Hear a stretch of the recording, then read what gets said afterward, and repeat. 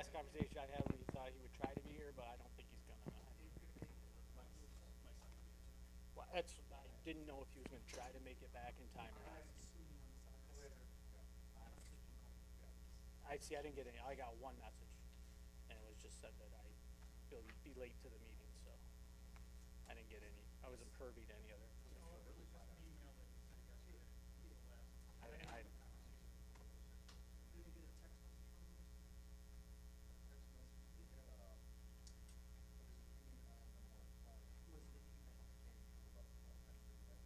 Oh, that, and then, okay, so he did, okay, okay, okay, so that, I got that, yes, so, all right, yep.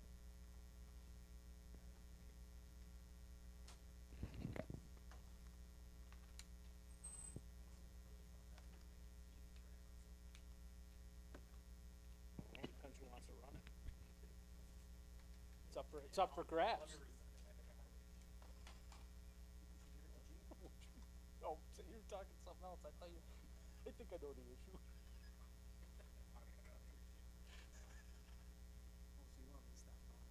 What?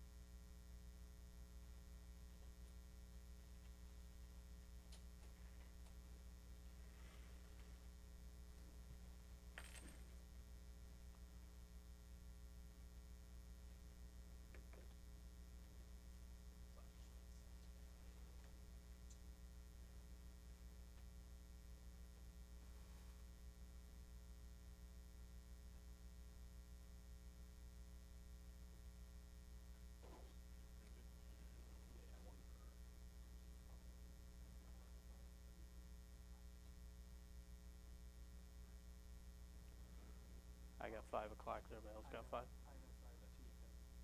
just want to make sure, because I know my computer's off.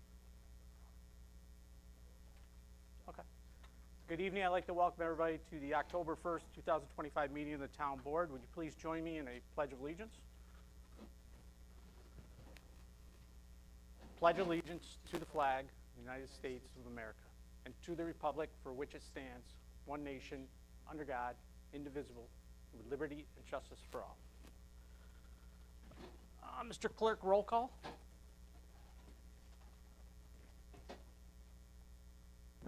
Mr. Warden? Here. Mr. Simonis? Here. Mr. Johnson? Mr. Hulbert? Mr. Lumsden is absent. Mr. Clerk, do we have any communications tonight? Yeah, I have a few here. Second. Everybody has the tentative budget. According to Alex, the Smith Hill rezone is ready for the agenda if the board chooses. We're still waiting on Mr. Bodek, who is here. I have some local laws from Fenton. 3 local laws for a public hearing on October 29th, 2025 at 6 p.m. concerning solar farms. The post office might be interested in a Castle Creek post office again. Our bookkeeper resigned. Her last day is slated to be the 10th. And did the board get my email concerning the viewing of vouchers? Yes.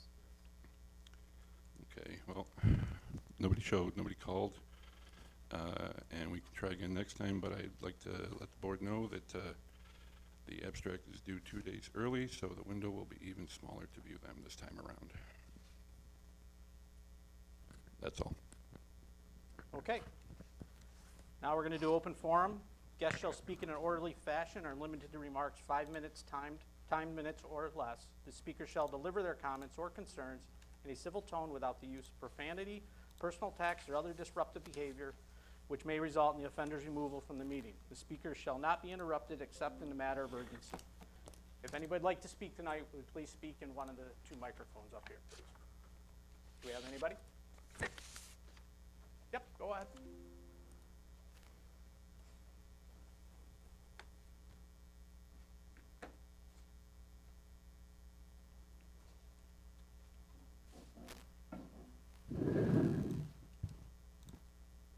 My name is Donna Russin. I live at 32 Johnson Road in Morningside Heights. I am the chairperson against the solar farm proposal by Cipriani, 10 Grandview Drive. I was given a letter by our geologist, and I was given input also with Charles Debner. He's on Heights Court. He's a licensed design engineer. And there seems to be concern with Mr. Erta writing to the engineer group without input from our residents who feel there's certain things that need to be addressed that they haven't been very pleased with Mr. Erta. He was supposed to have out-of-town people. He didn't do that. He had local people at the August planning board meeting, and he was corrected by Brian Donnelly, and then he did come up with 4 new names out of town, and this last Monday night, the first name he had was 5 minutes from Cipriani, so the residents were upset about that, and they just don't feel that they trust him for the benefit of the community. So that's why they want input. The geologist, Ron Brink, wrote me a letter. I'd just like to read it briefly. It's not that long. I didn't get a chance to print it out, but I will bring a printed copy next meeting. As everyone here knows, the Morningside Heights community has been devastated in recent years by flooding. Plans to place a solar farm in a large clear cut on the steep hillside above the neighborhood has led to concerns that the project will make flooding even worse in the future. A drainage system has been devised by the developer in an attempt to fix the stormwater runoff problems that would result from such a clear cut and the installation of numerous impervious solar panels. The community has many urgent questions about this system. 1, we are worried about the ability of the proposed drainage system to handle the large quantity of flood water that would come from a real-world storm. We are concerned about the safety of the system as it is currently designed. Will it hold up in a large storm? Is there a margin of error built in? What would happen if key system elements failed during a storm due to a lack of maintenance or the stresses from being located on such steep marginal land? We wonder about the ability of current existing town stormwater facilities to handle the much increased amount of runoff that would come from the proposed project. Town facilities were not adequate to handle floods of the past. Will more runoff water make things worse? Last paragraph. It is very important to answer these questions before the project is approved and the forest cut down. Once the trees are gone, there is no going back. The Morningside Heights community is therefore asking that we have a say in how the proposed hydrologic study is conducted. The questions that the consultant will be asked to evaluate and assumptions that are not going in. This study is supposed to be a reality check on the plans of the developer, so real-world situations need to be considered. We cannot just accept the promises and plans of the developer at face value.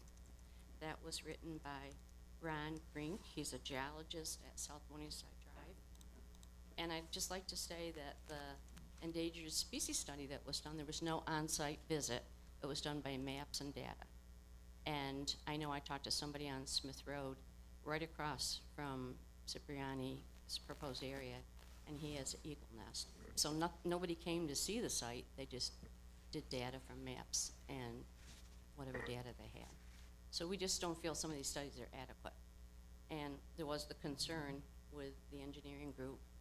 And in 2023, on page 10 and 11 of planning board minutes, Mr. Erta mentions that he sees Cashew weekly. Cashew owned the land, but Cipriani is proposed to lease that for the solar farm. So we just feel lack of transparency, and we don't trust how the reports are being done, and we would like input from the residents.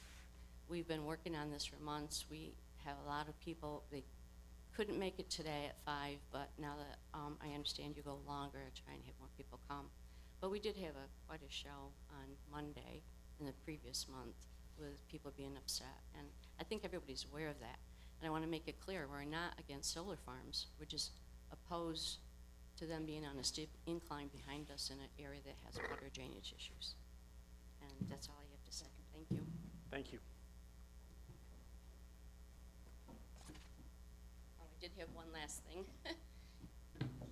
If Mr. Erda will talk to Charles Debner, did this for 40 years, he's a licensed engineer in our area, and Ron Brink, we could do it by phone. You know, we totally would be willing to work with him. He's been contacted numerous times by Chuck Debner, and he's never returned any of his calls. And I've mentioned it to him when I saw him at a last meeting, and he just said, I have his number, and that's it. So we don't feel cooperation is there. Okay, your time is up. I know. Thank you. I Thank you. appreciate that.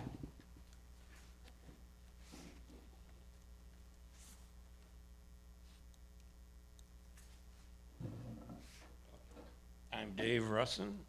That's my wife, and I agree with everything she says, always. I heard a little sawing going on up on the hill today. Kind of interested to know what that was all about. I guess Mr. Kashu, the landowner, he's got a right to cut down certain things up there anyway. It's his property. But it's interesting that all of a sudden now we're hearing it and we didn't hear it before. I could get into more about his 480A forest exemption, but that's for another day. What I'm here to tell you guys is, you see, this real property tax law, number 487, which we opted out of, you guys opted out of.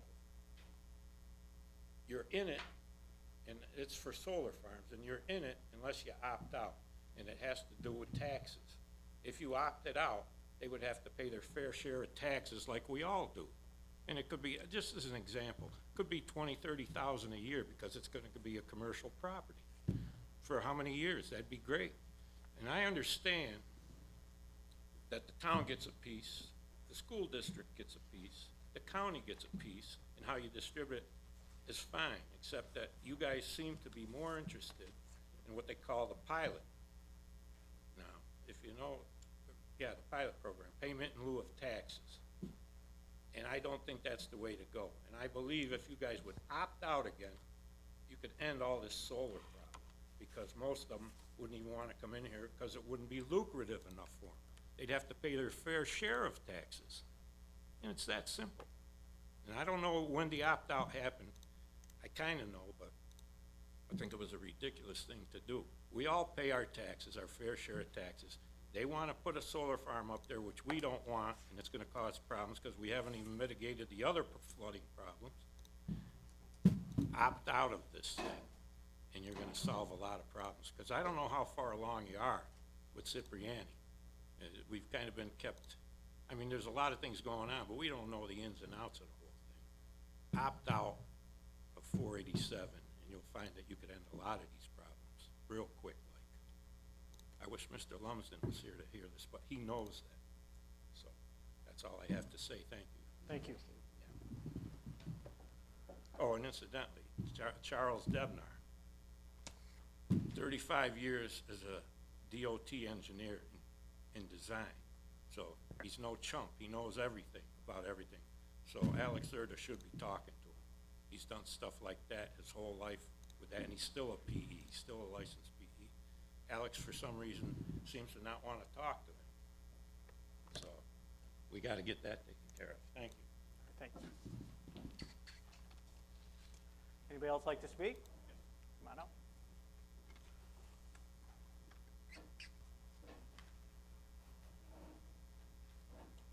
Yeah, good evening. I'm Steve Oberhaus, Nangle Bridge Fire Company President.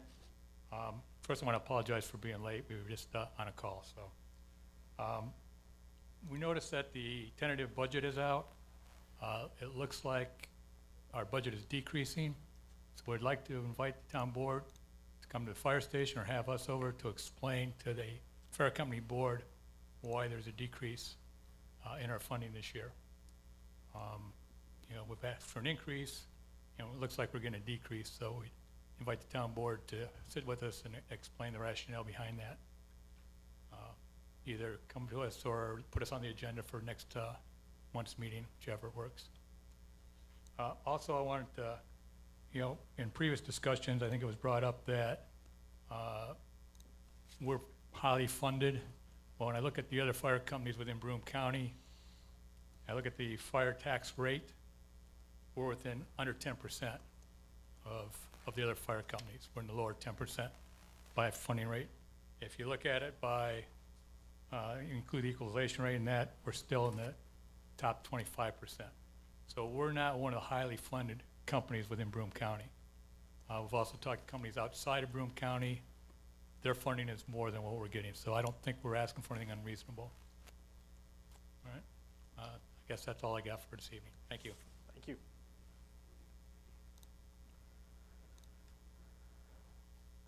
Anyone else?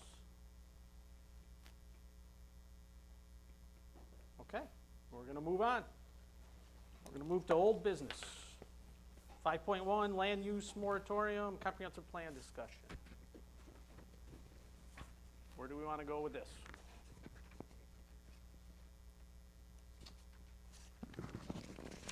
I don't have anything new to discuss, but I do know that Nate had sent the draft along.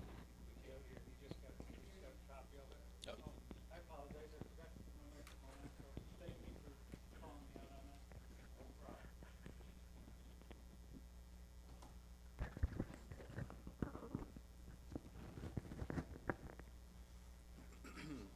I'll just repeat what I said. I don't have anything new to bring to the discussion until we have a conversation about the local law that was drafted that Nate emailed out earlier and gave us all copies of, and they should just be part of the record for the minutes for the document. So,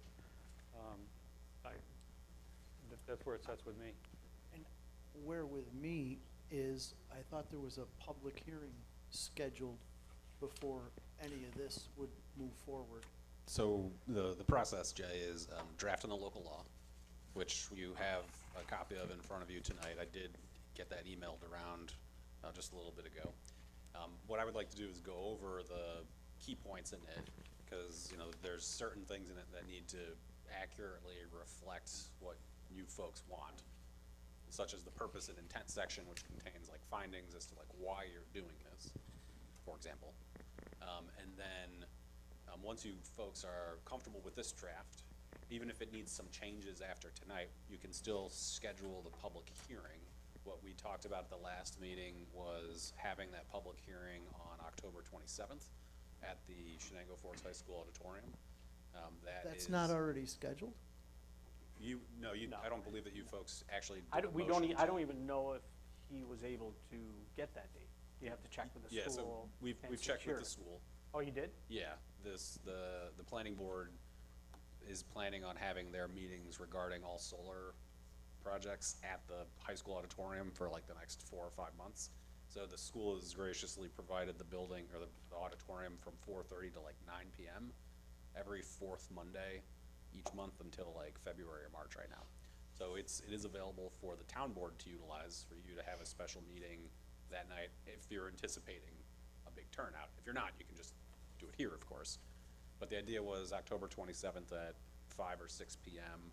to enact your moratorium, if that's what you're looking to do. That gives us time to refer it to the planning board for an advisory opinion at their upcoming meeting, the second Monday, their normal meeting, the second Monday of each month, gets us out to the county for 239 review. It's a little less than the 30 days that they would normally get. The county, in my experience on moratorium, turns these reviews around pretty quick because they don't really need to review much. So it lets us meet all those requirements, get the public hearing notice out in time, et cetera. So this is the draft. We can walk through it tonight.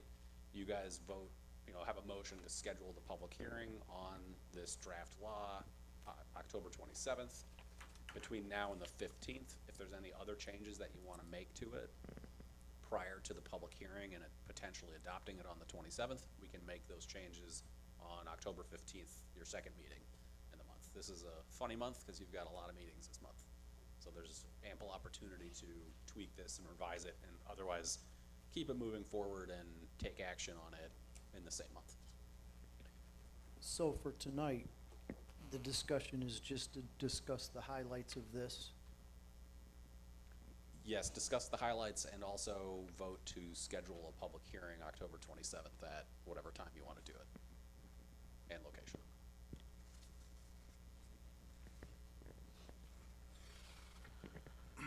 But we can change this Yes. on the 15th, because I really want to sit down and really read it. Yeah, Oh, no, I haven't either, so if, Yeah, if you wanna have, I you want you know, to. areas to point out to us, Yeah, so that's fine. specifically section 2, the purpose and intent portion, you know, that identifies why. And that I mainly took from what Gene was describing, but you'll see I added in some, I'll just call it extra flavor. And this is what I've seen, right? There's been a significant increase in interest by solar developers in siting commercial solar facilities within the town. There's been recent proposals to rezone land for more intensive residential and commercial use. And you've also had a notable number of area variance applications for lot size, lot width, accessory structure size, and accessory structure location. So those are the things that I've just noticed and seen. If you folks have other reasons or things you can think of as to why we would be doing this, you know, as support, you know, because the whole point is we're undertaking the comprehensive plan update. We've seen all these things happen. These are deviations from your zoning code, right? That's by definition, that's what a use variance and an area variance is. A special use permit is allowed under the code, but it's a category of uses that have been specifically identified as needing extra review, right? There's something about those types of uses that the town board has decided, oh no, we need to take a harder look at that. We're not just gonna let it happen. And then, of course, zoning changes, whether it's a rezoning of a property or modifying your zoning code in some other fashion. You know, you're just saying, we don't wanna do that either. We wanna focus on getting the comprehensive plan updated so that we have, you know, a current vision of what the town wants to do. And of course, from there, it's on the town board to implement the vision through changes to the zoning code. This moratorium is focused on just the comprehensive plan update and gives you 12 months to do that. I think I said it at the last meeting, you know, lots of places enact a moratorium when they also then review and update their zoning code. So this is a 12-month moratorium on just the comprehensive plan update, you know. But this can also be modified to narrow its intent. Right now, we're pretty blanketed in what we discussed in last meeting, but there would be an opportunity to narrow this intent. I think we are pretty narrow, because it's limited to just zoning changes, variances, and special permits. Everything else that doesn't require those, that are part of the comprehensive plan process, is still allowed as far as applications, receiving applications, building a house, building a subdivision, just normal, regular site plan review for projects and development, residential or commercial, are still allowed. It's just if it encompasses one of those three items that it can't. So there's more projects that fit outside of the moratorium than inside. And when I was reviewing other moratoriums, just trying to put together the best version of one that I can for your purposes, you know, I'd originally had a section on exemptions from the moratorium, right? Things that you're gonna say, oh, we're specifically allowing this thing to go forward, even though we already said, oh, don't do this thing. And as I was sitting there scratching my head, being like, all right, so what would be something that we want, even though we're saying overall the broad categories? And I couldn't think of much. And the reason is because of exactly what Gene said. You know, site plan approval can go forward as long as the use is already allowed, and it doesn't require a special use permit, and it doesn't require a variance, right? All those things are deviations or changes or special issues that we're saying, no, we really want to look at our comp plan to understand better what those things are, why we have them happening in the town, you know, what those issues are relating to it. You know, and I was thinking, like, yeah, my assumption would be most things will otherwise get to go forward. I mean, you know, because I sit with the planning and the zoning boards, I think, oh gosh, there's so many things going on that need all these things, but I don't see all the things that don't require planning and zoning approval, and that should be presumably the majority of stuff, and they'll all still get to continue. Right, and I don't see all the things that are moving forward without being impacted by this. Right, so I'm only seeing what is impacted by this. Right. I don't see why we're penalizing somebody who's done nothing wrong, has got great ideas, and we just haven't updated our regulations in the town, which we should have been doing forever and ever. We're just stuck the way things are. I don't like it. I think if somebody's got a good idea, it's gonna help the town, we do it. They don't get caught in collateral damage just because we got this nebulous thing that we don't think we got things prepared for the future. I think we got a comprehensive plan in place. We live with it till we get the new one. We analyze the new comprehensive plan. Then if we think we need a moratorium, that's when we do it to get things up to speed. I don't like this at all. And that's exactly the policy discussion that you folks need to have. Just because we're not doing our job, somebody else shouldn't be penalized. No, and Dave, I understand and I appreciate what you're saying, but I think that this is part of doing our job, because we have to look at the town holistically and not any one sector of it, any one project or any one thing. It is the overall goal of protecting the town. Because there's nothing about this that is anti-development. It is protecting what we want the future of the town to be, and that is our charge. If it was more specific, if we're looking for a certain activity, if we're looking for a certain thing, I might be more receptive. I just don't like the whole, everything's gotta stop.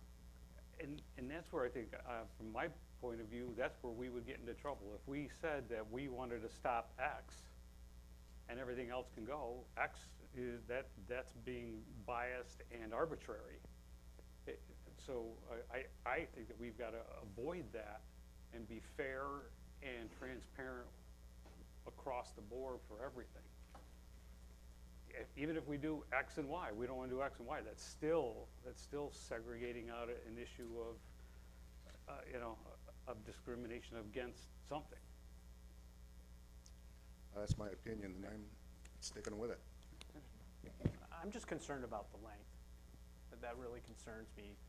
12 to 18 months, if it just seems like a long period of time, a lot. Where's the 18 months coming from? I'm just saying, if we go as long as the comprehensive plan has to be, I think, what was the 12 to 18 months on that? No, I think the implementation of the comprehensive plan, if I remember, is December of '26. Right.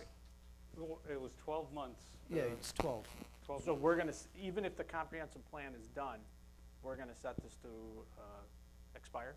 If it's not, what if we have to extend the comprehensive plan? Like, if they're not done with it? Oh, I can't address that. I know, but And- that's what I'm concerned But that's about. legitimate, Kevin, I agree. I'm very But- concerned about, you know how things get, I do, but I think that that's part of our charge, is that that's something that we can control with the consultant that we hired. Yep. And it's not a committee that we're doing outside of this, inside the town. I think we have more control over making that 12-month issue happen. I will say, I think when I talked briefly with Alex, that 12 months is with the assumption from Colliers that an EIS is not needed. So the environmental impact statement, if your comprehensive plan review update requires that, will, from Colliers' estimate, take longer. So when they sat down with you and said 12 months, they were thinking apparently no EIS, just a regular old Part 1 long-form environmental review. I don't see any real risk for an EIS. I don't see that as being needed. It's a comprehensive plan issue. It's not a specific project, and that's where the EISs have to come into. and once again, I don't have an issue moving forward with this. It's gonna be a public hearing, everybody's gonna be able to come and speak their mind, and then we have to vote on it afterwards, so.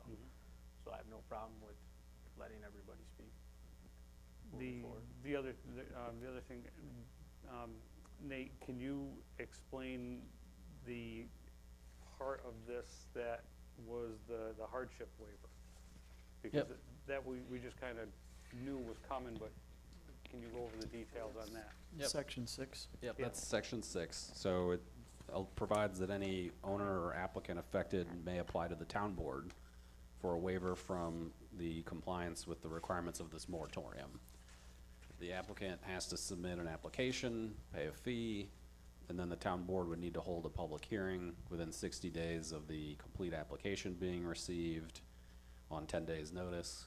And then the board would have to make a decision on that within 60 days after closing the public hearing. And then if you folks fail to act within that 60-day period, that would be deemed an automatic denial. If we also have a provision in here that if the town requires a consultant, then we're gonna make the applicant pay the consultant's fee. You can refer it to any official department and or board for a recommendation if you want to. And then you'll see in section 6E, there's 5 particular things that the town board would need to consider. This kind of maps largely to use variance criteria, if you're familiar with what those are. The idea being a use variance in the zoning context is meant to be difficult. You know, it's something that varies from what the code requires. And here, you know, you put a moratorium in place. If somebody wants relief from that moratorium, they should show hardship, right? And that means basically you'll see number 1, they can't realize a reasonable return without the waiver. They have to provide competent financial evidence. So if somebody wanted an area variance to place their garage in front of their house, they'd have to show monetary proof that they're harmed as a result of not having their garage in front of their house.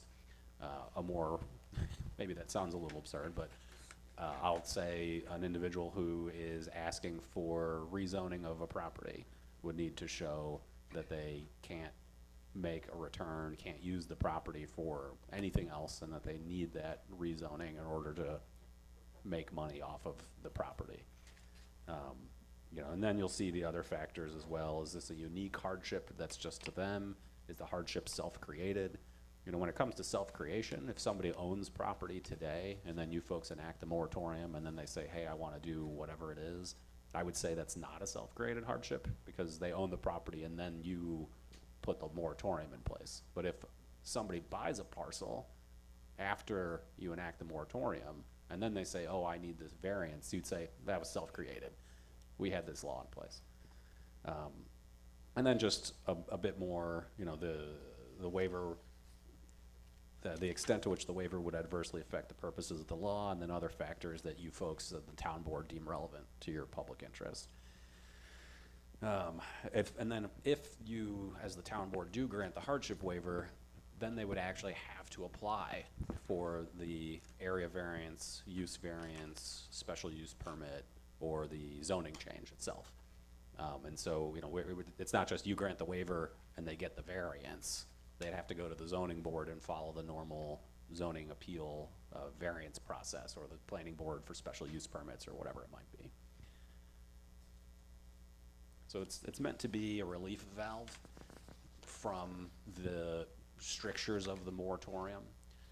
That's why it really relates to that economic hardship, because if it is an economic hardship, then someone might argue that's a taking. We've taken from them because they could have done it before. Now they're not allowed to do it. They've lost money. So those are really the two, to me, main pieces of the local law itself: that purpose and intent, and that hardship waiver. Of course, you know, Section 5, enactment of the moratorium and duration, as Kevin pointed out, you know, 12 months. You need to have a discussion about whether you think that's appropriate. And you'll see under Section 5B, you know, that's really the key of the moratorium. No department, board, agency, or officer of the town will accept, review, process, or approve any application for zoning change, special use permit, use variance, or area variance during the moratorium unless a hardship waiver has been granted.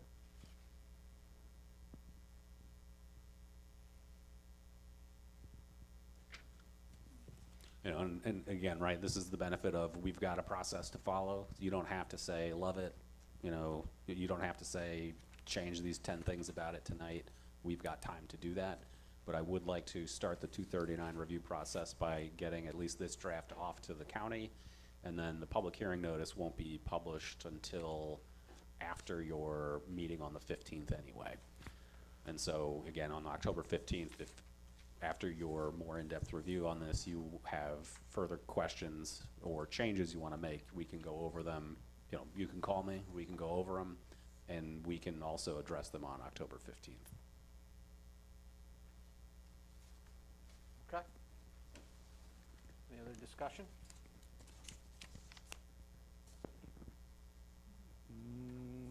No, it's just the issue on whether or not, or to schedule the public hearing. Do we need to schedule it tonight? You could schedule it at your October 15th meeting. I'm just thinking, Is there enough time? yeah, because the meeting is on the 27th, and it's a 5-day publication notice. That's cutting it real close, because if we don't, I mean, technically, we shouldn't send it to the paper until after you vote on the 15th, which means it gets there on the 16th, which is the Thursday. When you get it on the Thursday, it doesn't get published until the next week, which is 6-7 days prior to. I mean, I would prefer you schedule it tonight, just so I can make sure to get it to the newspaper without any issue. You know, and again, we can tweak it, and you can always cancel it if you feel like you want to. At the October 15th meeting, if you say, you know what, we don't want to go forward with this anymore, we're changing course, that's fine. We can absolutely do that. Okay, so what do we need, a motion to do a vote, or do we just do a vote on it? What do you, Yeah, motion, second, vote to schedule the public hearing for October 27th so the planning board is meeting at 7 p.m. at the Shenango Forks High School auditorium. If you want to hold the public hearing there, I would recommend 5, 6 o'clock, you know, to the extent that, I would say 5 o'clock. You might have a few people there. yeah, that's kind of what I was thinking. I'm fine with 5. public hearing at 5? Yeah. I mean, I'll make the motion. normally we do 6 PM, but I just think that, is there a planning board meeting that night after? There's one At at 7. 7. At 7, but we would not be done by then. I'm just saying if it's at 6 o'clock, we might drag into their meeting. That was my concern. I have no problem doing 5 o'clock, as long as it'll be posted. Yeah, it'll be posted, everyone will know. Can you I'm do sure the 5? word will get out. I can do 5, but I am opposed to having it at 5.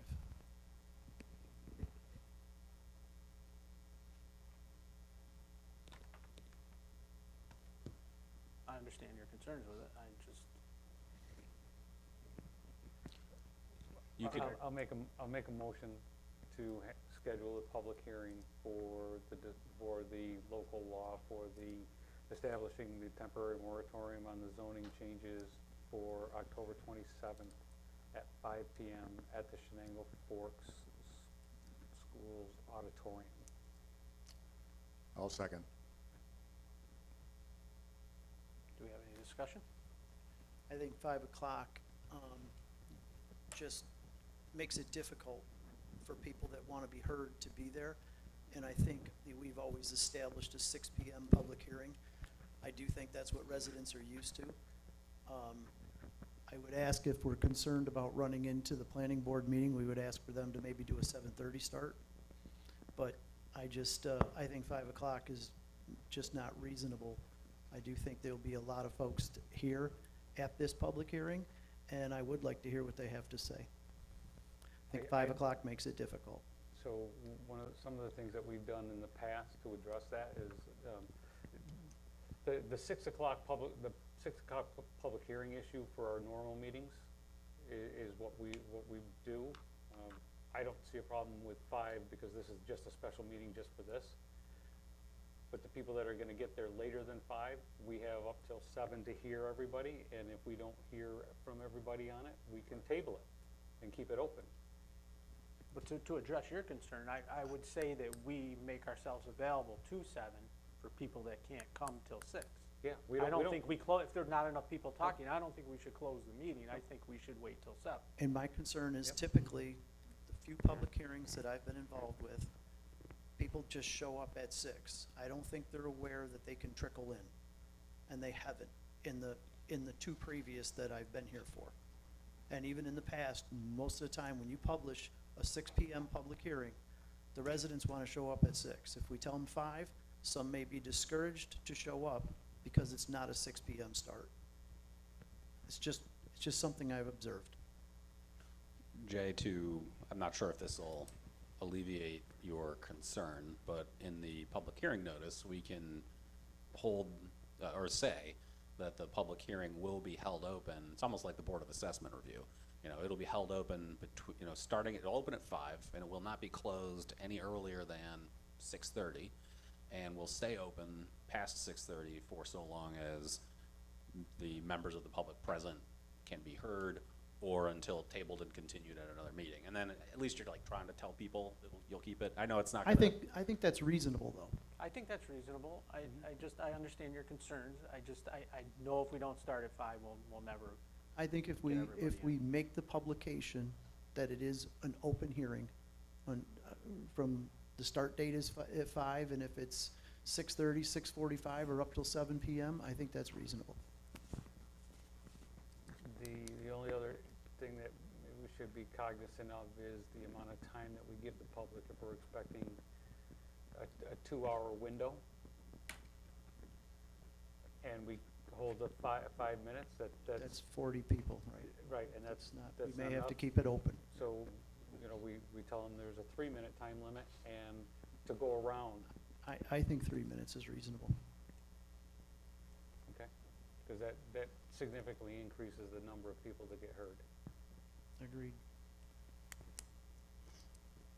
So do you have to update your motion, or does that all fit right in? I think that could just be in the notice for the agenda, the 3 minutes, I don't think, modify it. I do think including it in the notice would be helpful, because there is that expectation generally that everyone gets 5 minutes, and putting it right in the public hearing notice would be, I think, appropriate.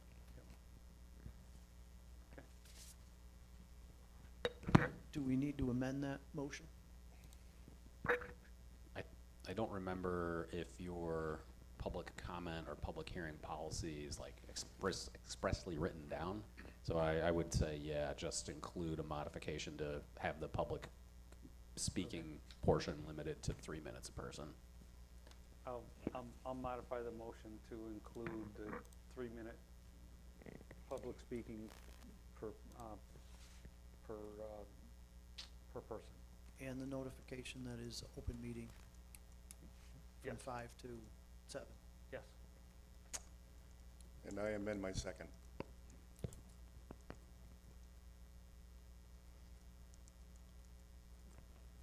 okay. Any further discussion? I have nothing. Nothing. Mr. Clerk, roll call. Mr. Warden, Aye. Mr. Simonis, Aye. Mr. Johnson, Aye. Mr. Hulbert, Aye. Mr. Lumsden is absent. Okay, moving along to 5.2, Code and Ordinance Department Head Stipend Salary. This information was, last meeting was brought to us.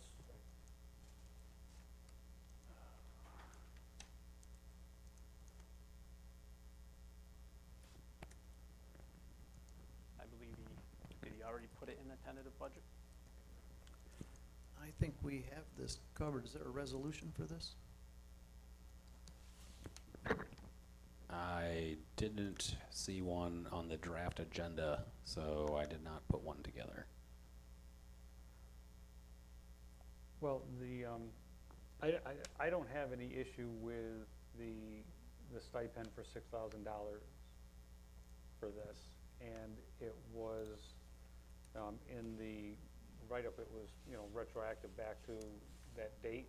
So it's not an additional issue, so, for that, it's just when it gets paid. So, if we can do the resolution for it and pay it. Yeah, I have no issue with that. And I think my recollection is Mike didn't have the number from Diane that she was requesting at the last meeting, so that's.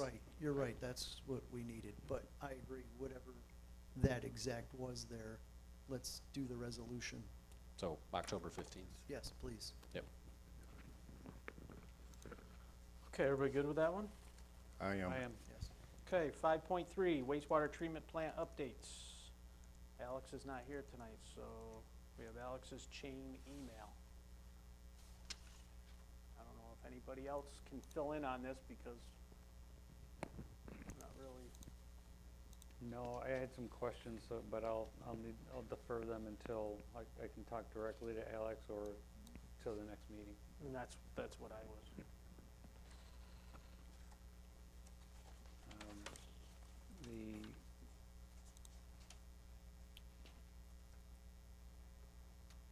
The issue on the correspondences that we're getting weekly is really an update that I was hoping to get tonight. Okay. So we need to move that on to the next agenda? Unless Nate's been brought up to speed on where any of that sets.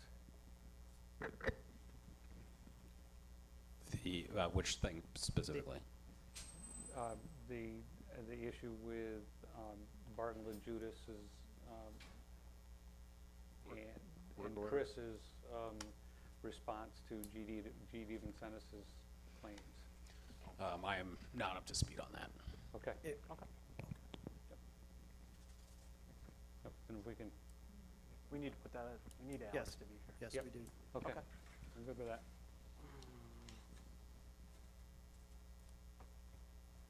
Okay. There are no public hearings tonight, so we'll move on to 6.1. We're on to 7.1, open positions within DPW. Craig's not here. No. Okay, No, I knew that he wasn't gonna be here, and I was expecting to get a list from him on how many applicants or where he wanted to go from the time, because we had kept that position open. And I didn't see anything. Did I miss anything from him on that? He was stating he hadn't received any as of 9/24 for the water operators. In regards to the remainder of those positions, he didn't define that, how many applicants he had gotten. Right, okay. so his letter dated 9/24/25 basically explains he didn't get any applicants for the operators. Right. And he wants to move, strongly recommend to hire an out contractor to do it. So. Or, and or. I don't have any problem with him reaching out to get proposals for that. I don't either. And then the other two, for his crew chief and laborer, he wanted to advertise out, but he wanted an increase in the rate. And he has to go through the same process with those rates as before. As before for the operators. So, You mean he's gotta talk to the union, or? Yeah. Okay. Yes.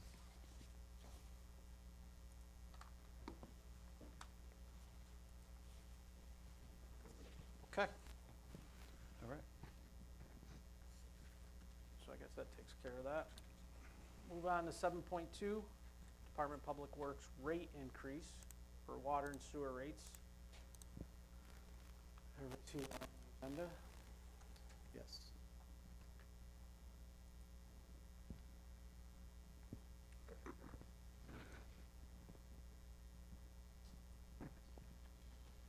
So do we just accept his guesstimates, or, I don't have a problem with him, but I just, if that's what he needs, that's what he needs, but I don't know if he really needs it, you know? or- No, I think we're gonna need him to have that discussion to get a little more clarity. I understand and see what he did, but I'm not sure what the backup to that is. I'm not looking for a ton, but this is almost a, reviewing where he was. He's proposed these, he's offered some reasons why, but I guess I'd like just a little bit more detail to understand that. Especially, how does that play into if he's recommending outsourcing the operation of the sewer plant? So this doesn't have to be decided till next year, right? Or is it the quarter coming up? I or- believe this would be almost like part of a budget process. Right. He wants it ASAP. Well, there's, the issue with the sewer and the water rates is that has to be, a public hearing issue for both of them. So before he can raise those rates, we can put, those are numbers that I understand from Greg that he is projected into the 26 budget, Yes. but we just have, he has to put all this stuff together and create the documents for us to schedule that public hearing and have him present it. And I think it works with us going through the budget too. We need to see what he has in that 2026 budget. And we have those conversations on the 22nd. First, 21st? 21st, 2 o'clock. Yeah, which I, Yeah. Yeah, 21st, 2 o'clock. yep. And Okay. I would, to Jay's point, I think, you know, including it in the budget discussion makes a lot of sense. And you have a budget hearing, and if we can dovetail the budget hearing with the water sewer rate increase hearing, and I'll remind everybody, the EDU hearing, as well, for repayment of the capital bonds. So that's also, coming up. I was maybe surprised to not see something from Greg on this. But he has updated the EDU spreadsheet, largely similar to last year's, so it should look relatively familiar to everybody except for Jay. Ooh. But that'll be, that should also be part of the budget discussion, because it's obviously bills that need to get paid, and how are you gonna raise the money for it? And he is aware of the math error on the water rate tabulation for his proposed charges. He did miss one number there. So when you look at that, the 145,000 for his proposed changes, for water uses, that number is missing the top number, his total. He is aware of that. Okay. Where was that one, Jay? Jane, it was, In the spreadsheet? yeah, it's in his spreadsheet. You know, he had them side-by-side page. Yeah. If you look over to the right, the total for proposed charges for 2026, that total number is not right. It doesn't include all 4 of his numbers that identified his minimums, his outside users, and the town of Dickinson usage. It only tabulated the bottom 3. It looks like it's a spreadsheet error. It is just a spreadsheet error, because if you go down and click on his formula, it should have included line 16 as well, I'm sorry, 17 as well, and it didn't. The formula only included line 18 to 25. Got it. Is he aware? You said he was aware? He is aware of Okay. it. Okay. All right, we'll have him correct that. Any other discussion on that? None. I have none. In his previous discussions with putting things out to have somebody run the operations of the sewer plant, I know we've told him to research that and to get pricing on that, so. I think he only had the one come back from Camden, but I don't know if it was defined for what we discussed. I think it was a little less than, because I think it was a hybrid approach, where we were gonna lend several employees down there, and Camden was gonna kinda take over and kinda direct them. Because I think there was some concern about what to do with those employees, whether to move them into parks or, some other part of the town, as opposed to just eliminating those positions. So I don't know if we've gotten that far with that yet. Because I agree. I do think that if we're looking at that, I do think Camden should operate the whole piece of it and not just the operating part of it. And there was some concern about the compost piece of it, of us continuing to do. I don't know where we settled on that. I don't know if we did. I didn't settle on it because I was expecting Greg to put that plan together and present to us what he wanted. Right, we didn't settle on it. So the last I know of that, Greg and I had met maybe a month and a half ago, and went over a round of his numbers, utilizing, like, here's today, using what we're doing. Here's a fully staffed scenario where it's everybody's town employees. What would that cost look like? Here's the Camden taking over, whatever the things that Greg wanted them to take over. And he and I had some discussion. I pointed out some things that I thought needed to be tweaked, questions that you guys might have for him that he should affirmatively address. He's always been using like a 6-month projection. I was like, do a 12-month projection, because we work on 12 months, not 6 months. And that was, again, maybe a month, 6 weeks ago. I think he's been pretty busy since then and hasn't had a chance probably to get it further updated. But certainly if I see him tomorrow, I can just ask him where he stands with that. Okay. And I just don't wanna invest a lot of time in it until he gets a plan to present to us. Yeah, I agree. Okay, move on to 7.3, Carmichael Road discussion. Everybody see the information?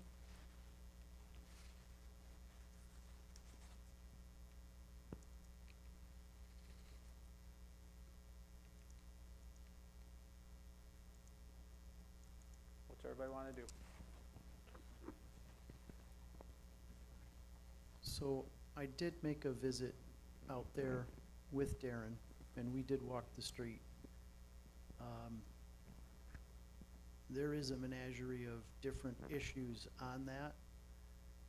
I believe that the contractor was offering some sort of credit towards paving that, or paving it themselves, the patched areas. It would be my suggestion to discuss taking that credit from the contractor and repaving the street from stop sign to the south end of Quinn Road. Just mill it and repave it next season.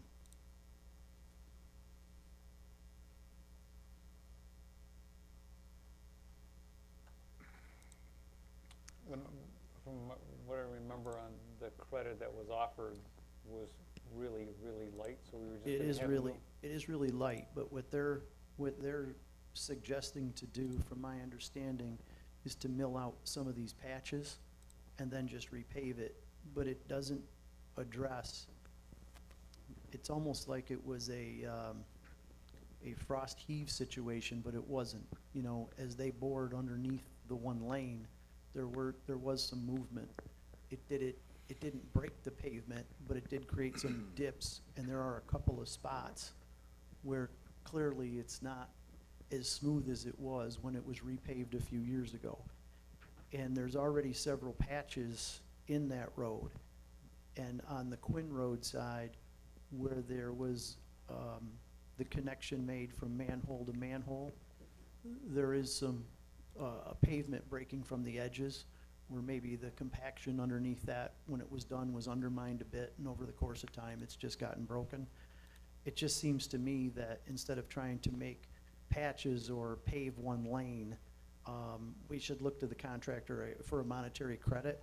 And, you know, the other lane they weren't in, but I would just suggest to have the highway department mill it and repave that strip. Just at least you know, that way it would restore it back to where it was 2 years ago. I think down there, you know, I spoke with a resident there, and, you know, they were saying that obviously the road is significantly different than it was when it was repaved, and it was just 2 years ago. So if we re-mill it, and the company says they already are gonna do portions of it, or that's still negotiations, or? Well, that's what they offered. I believe it was an $11,000 offer on the credit. Yeah, I think that's light, Dave. I would disagree with them that, you know, for the areas they should repair, that it's only worth 11,000. So if we mill the whole thing, it's gonna cost the town money to do this, we just bill them that $11,000, or do we bill them the whole thing? You're not gonna bill them any of it.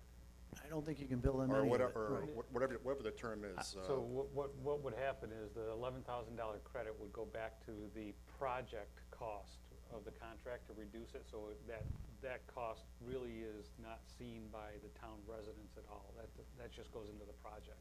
Okay, Uh, okay. The cost for that, the cost for this is on top of that to mill it that the town would be paying for.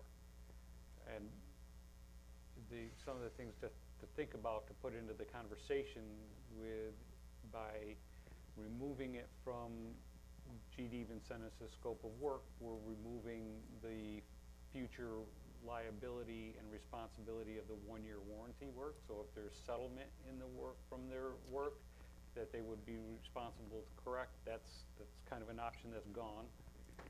Well, we're not talking about re-milling it and repaving it this season, so I'd have to go back and look at when that work was done. Because they have made the patches there, and they're offering, because it was only done with binder, that they're offering to mill that and kind of finish that space there. But that 1 I- year doesn't I start don't- until the project's accepted. But that would only apply to those patches. I don't really see that as a big value. Would you say the year doesn't start till the project's done, or? Right, there's only one final completion date, and that's when the 1 year warranty period starts. But if it settles, it's just something that the town is gonna have to deal with. Yes. So we either wait for that to get through that 1 year period and do it all then, or we take it back. I'm just saying those are parts of the conversation. And what's fair to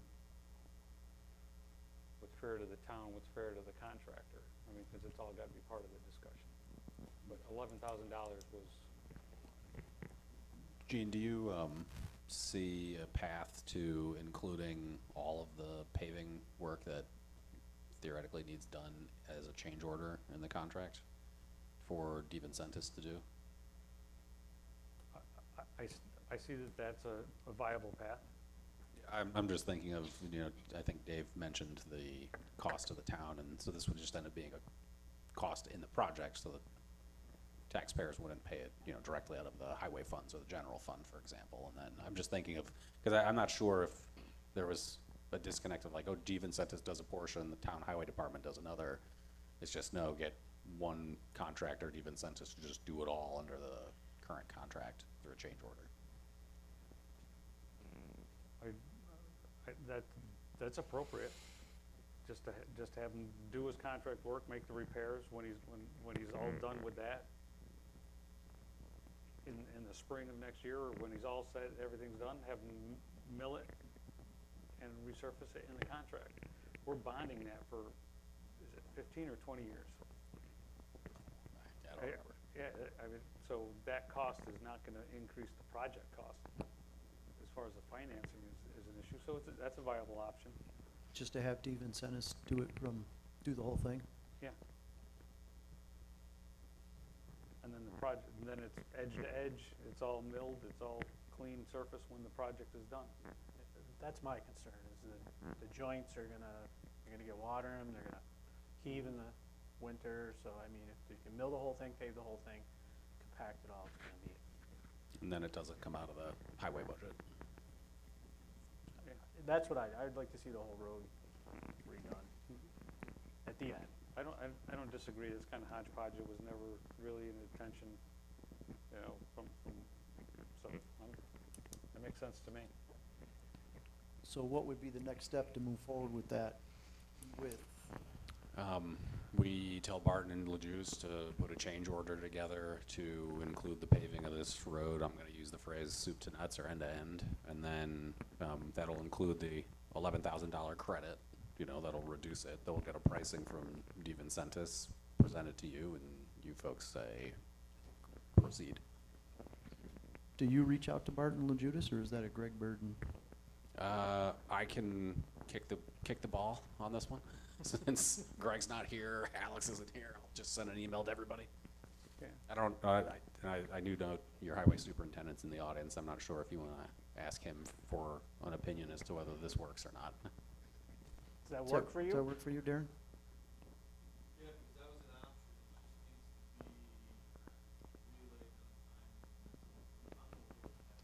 Well, I would like to have Darren included in those conversations, so Yeah. the scope of the work is, that he can provide the scope of the work for the change order. Yep, I'll copy you on that, Darren.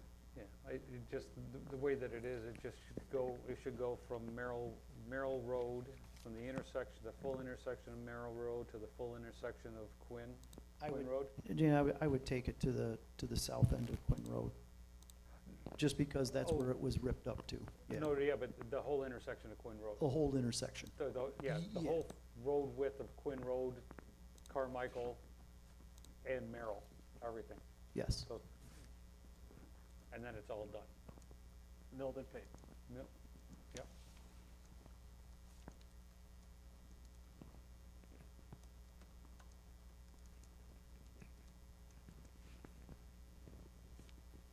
You said from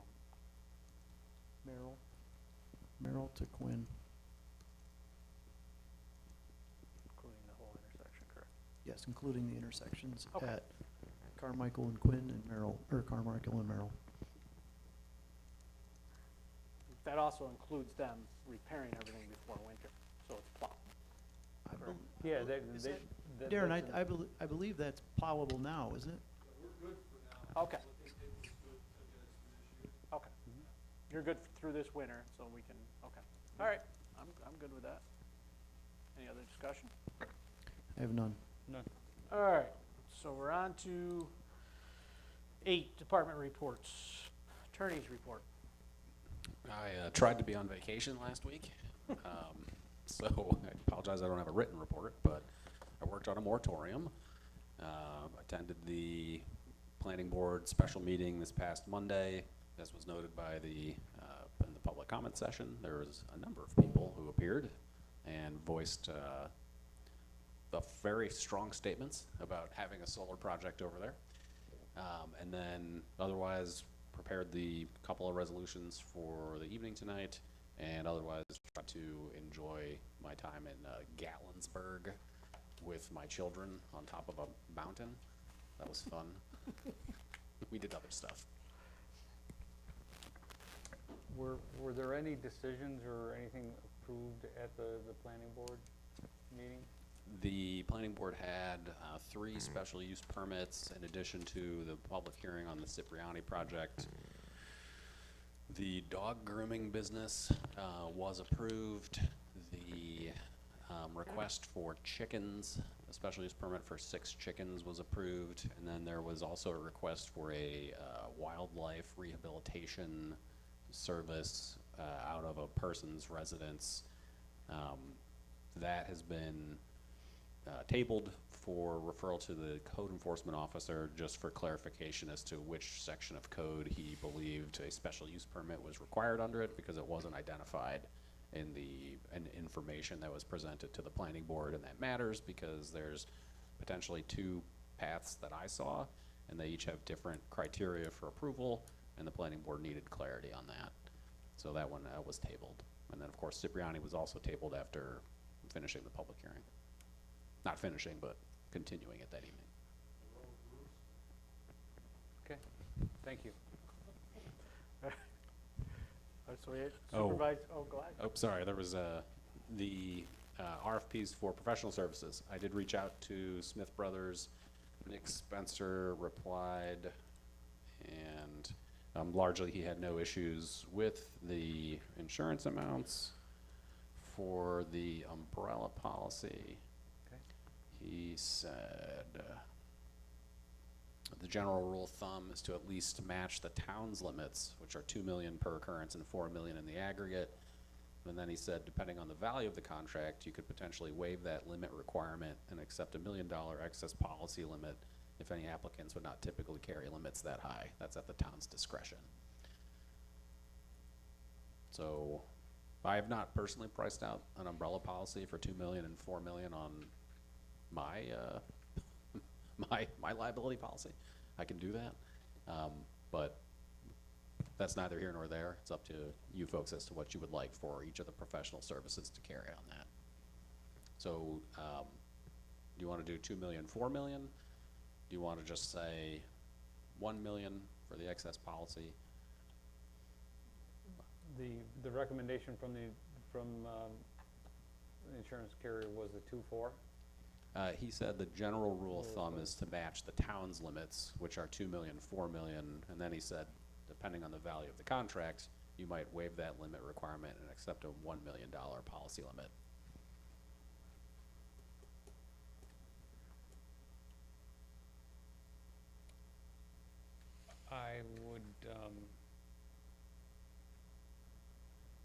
I would think that it'd be reasonable to,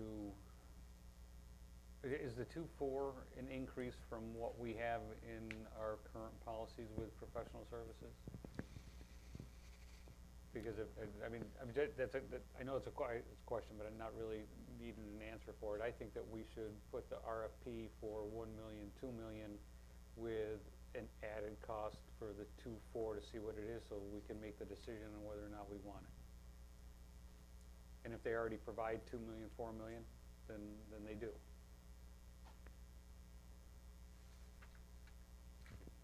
That's consistent with their recommendation. I'd rather see it increased 2 million to 4 million and put it out there in the RFP at 2 million and 4 million.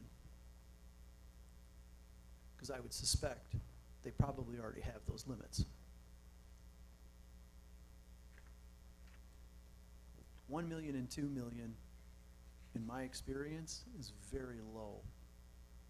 Very low.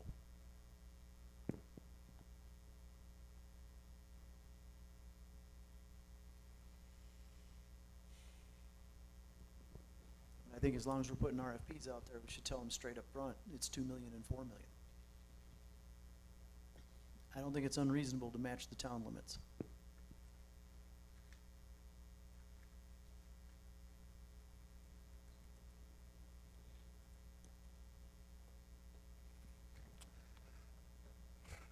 Don't look at me, I'm not familiar with this, so, as far as government goes. Insurance, I see the both sides of it. yeah. I see where you're coming from, and I see, But it's risk and it's exposure, you know, if It I- is, but I don't know what the value is of just looking at it and say, because everyone's gonna charge us an adder. Everyone is, right? But if there's other folks out there that already have the 2 million and 4 million, listen, if you ask for 1 million, 2 million, that's all they're gonna offer. Because that's what their agent's gonna tell them. Don't put everything out there. So I'd rather see us put out the RFP, that's what it costs, it's 2 million and 4 million. Is that what's in the RFP right now? I don't know what's in the RFP, I don't, We well, left we don't the- have it out there, right? Yeah, no, it's been published, but the is. excess limit amount was left blank. We're issuing an addendum to clarify that amount. And actually, Adam, I don't know if anyone's even requested anything so far, One, I think. so it'll be easy to update.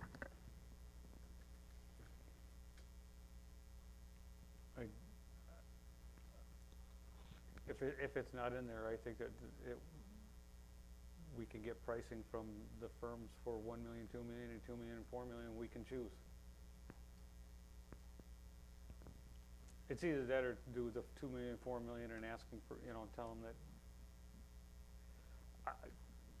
The issue that I've got with it is that for municipal engineering and for municipal, you know, I'm not so much, you know, familiar with what attorneys usually carry, but there's not a lot of exposure or risk for those insurance coverages. It's not a contractor's issue. I can't screw up $4 million worth of work on any one project. It's just that it's not there. So it won't cost them very much to get those limits. No, it will. If the risk isn't there, I'm looking at it from a Oh. different perspective, for sure. But what I'm saying is, if the risk isn't there, your premium is gonna be commensurate to the risk. right? But I don't tell the insurance company what the risk is. The insurance company says, I see a potential of $7 million on an ad, and it's 2 occurrences, it's 1 each and up to 2 aggregate, so. I understand, but on some of those RFPs, the ones that are gonna come in, we have the ability to waiver them. If somebody comes back and says, listen, this is what we do for you, and we don't carry those limits, then it is our option to look at that and say, you know what, the risk isn't there. But that's where I think your 1 and 2 million and 2 and 4 million is a way to go. I mean, because then we can choose. But you're, okay, if you're asking them that up Is that a front, big deal to do that? If I mean, it's like an I- alternate, I- you know, you're asking yeah. the pricing to be provided for both of them. If somebody doesn't provide okay, well, both, that's then- essentially as good as the waiver then, Yeah. right? I see where you're coming Yeah, from. because you, I you get see to make the exactly what- choice and, Right, so if we do that and we're asking for both, I don't have a problem with that. Because essentially that's a waiver. You know, we're gonna make the decision on those contracts regardless. right. And you have the information available for both options and I don't know if you would want Nick Spencer to try to weigh in more specifically on what risk level or risk exposure exists for these particular services. That would be helpful. The other thing too is, as he looks at those services, I'd like him to give us an indication of what the premium would be for the differences. At least that way I would have a baseline as opposed to someone saying, well, the town of Shenango's asking for 4 million, let's add another 10 grand on that, to discourage them from choosing that.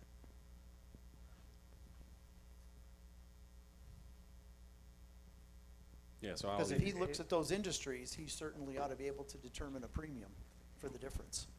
yeah, probably for like a generic firm, of course, right? Absolutely, Yeah. yes. But he- Obviously but- not based on somebody's experience, I understand. But with him being an agent and not an insurance company, it's very hard to get a quote. I'm not asking him for a quote, I'm asking him for, based on his experience of what that premium would be. I understand that if he goes out to those companies, he could block that for somebody else. I get that, he's not going to an insurance company, but I would suspect he would be able to know the difference, because he provides us with 2 and 4. But our risk is obviously a little different, but he must have other clients with similar service backgrounds that we're looking for.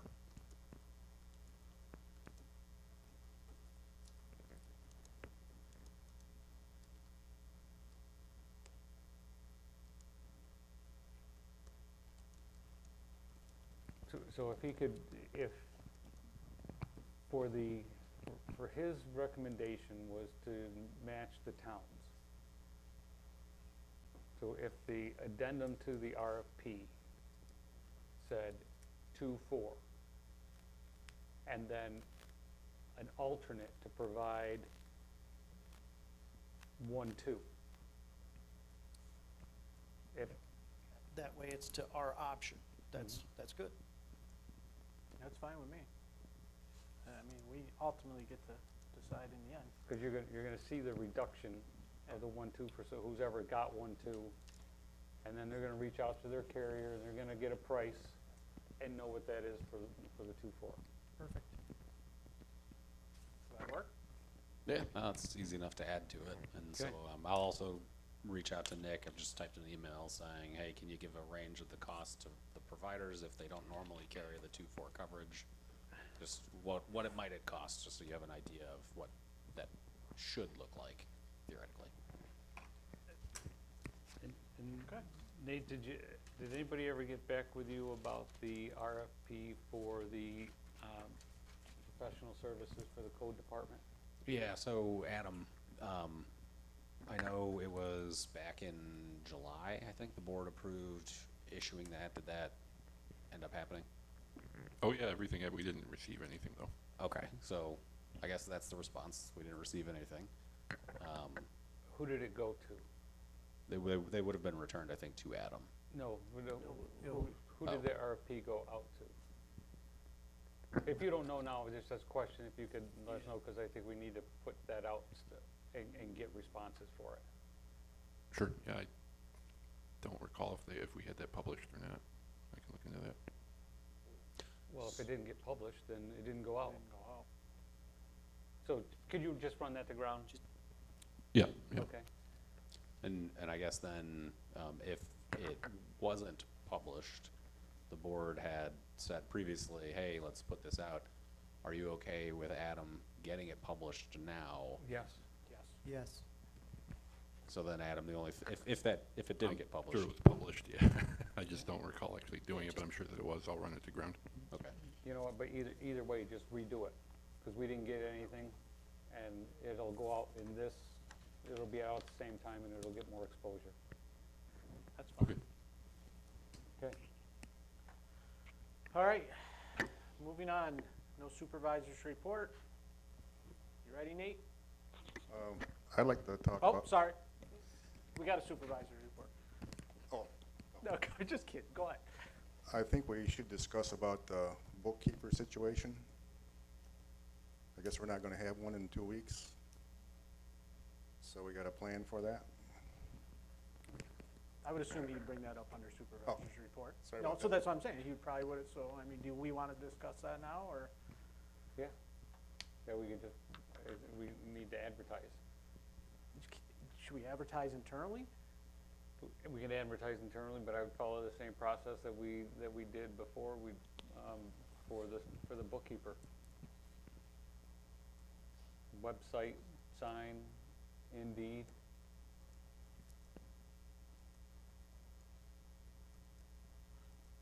Okay. I'd make a motion to do the advertisement, and expend the monies for Indeed for, at the same rate that's currently being, that was, I think it's didn't we just do 1,000 for Greg? He said 500 wasn't cut. yeah, the $1,000 fee for, for $1,000. Indeed, but the Salary. salary Being equivalent rate to would what's be being the paid. same salary rate as before. For this, Because we hired within that range. you want the same salary range as before when we advertised for it, or Ye- for what? The same salary range that we hired for before with Lori. So your motion included the $1,000 for the advertisement as well. Yes. Then I'll second that motion.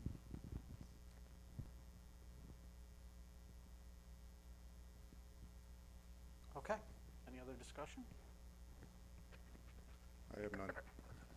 None. For bringing that up. Okay, roll call. Mr. Warden, Aye. Mr. Simonis, Aye. Mr. Johnson, Aye. Mr. Hilbert, Aye. Mr. Lumsden is absent. Can I jump in? Do you want me or Mike, when he gets back, to reach out to neighboring municipalities, bookkeepers, about possibly assisting the town in the short term until you find a permanent replacement? Yeah, it can't hurt to ask. Appreciate that, yep, thank you. And you can, when you talk to Mike, I know Mike's, plate's kinda full with some other stuff, so if there's something that I can assist with as well, just reach out to me.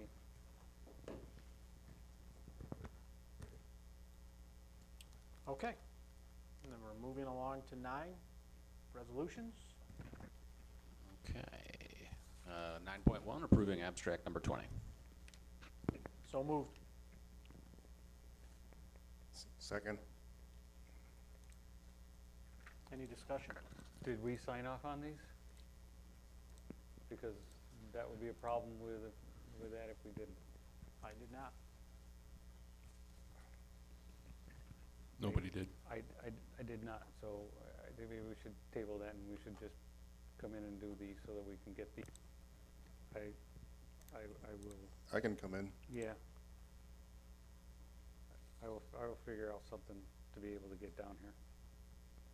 You want to set a time with Adam and Adam, can they be here in the community room so that I can come in and review them and sign them? Sure. I mean, if you're not in your office. Joy's raising her hand, but I can do that, yes. Okay, I was gonna, Oh, He yes, is, that's got correct, training. yeah. Sorry, Joy. all right. I'll call you to make sure that you're here when I come down. Okay, I'll be in my office from about 8 till 4, and it's just me tomorrow, so I'll be breaking for lunch 11:30 to 12:30. Okay, all right, I'll all work right, around that. I'll call too. I'll be down Okay. in the morning. You know where to find me. Okay, Resolution 9.2. We're gonna table that one. I think, No, he's table 9.1, right? Yeah, you're gonna table 9.1. Yeah. right. Okay. Sorry. Unless you want to do a motion to approve it. No, I just wanna make sure. I guess the only other thing I would say about 9.1 is, I don't know if there's any time-sensitive payments that needed to be done. Do you, and I'm not saying you should or not, do you want to have a special meeting to just approve the abstract once you guys have had a chance to review it all? If you feel no need, you can just do it at the October 15th meeting. October 15th is good for me. Adam, does that, I think so. October 15th? Okay. 9.2, resolution awarding RFP for comprehensive planning services. So moved. Second? Any discussion? None. None. I have none. None. Okay, Adam? Mr. Warden, Aye. Mr. Simonis, Aye. Mr. Johnson, Aye. Mr. Hulbert, Aye. Mr. Lumsden is absent. 9.3, resolution awarding the hazard mitigation grant program project to Herd Development for the Walls Road Stream Debris Catchment Project. So moved. Second? Discussion? None. None. I have none. All right, none. Mr. Warden, Aye. Mr. Simonis, Aye. Mr. Johnson, Aye. Mr. Hulbert, Aye. Mr. Lumsden is absent. And resolution 9.4, authorizing JCAP grant application. So move. Second. Any discussion? None. I have none. I have none. None? I have none. Okay. Mr. Warden, Aye. Mr. Simonis, Aye. Mr. Johnson, Aye. Mr. Hulbert, Aye. Mr. Warden. Aye. Oh, sorry, Mr. Lumsden is absent, sorry. Aye, aye.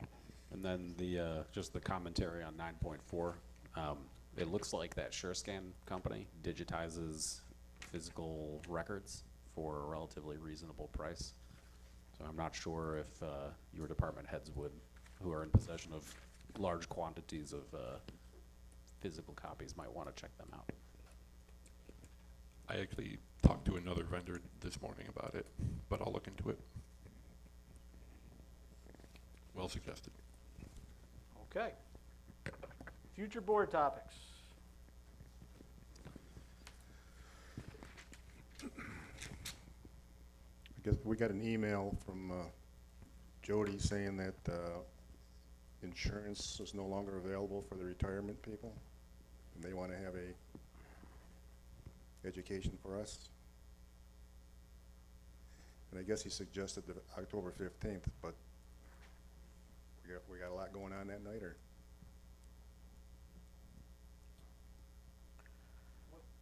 So they, sounds like they canceled the Medicare supplement plan that the town was carrying. So I think we do need to figure that out. Dave, what meeting are you suggesting that in? Jackie's email suggested the 15th, 15th? Yeah. or Jody's. I have no problem with it on Yeah, the I don't either. I would just like to get the documents first so I could look at them. We do need to see them way in advance if possible. So I'll touch base with Jody and make sure that we get those documents before the 15th. Okay. You're gonna, okay. Yep. Okay. Days before the 15th would be good. Before I forget this, so I had, should have mentioned this in the attorney report, but Brad Pinsky, the attorney representing, I think, Shenango, the gentleman who was here from the fire company earlier, emailed me asking, again, reiterating that same request, that the town board would sit down with them So I told Brad that I would recommend to you that you, and maybe you've already done this, but when you have your meetings with the department heads at the special meetings to go over the budget line by line with them, that might be an appropriate time and place to include the fire companies and their budget requests as well. So that it's kind of a future topic, I should, including them on Well, when we whatever. do our budget discussion on the 21st, I didn't know if the supervisor was arranging that as he was arranging all the department heads. So. Yeah, I don't know I that can't either. speak for him, so I don't know on that. But I can ask him. Yeah, and then if the town board would like them to be included, I think indicating that to Mike would be helpful.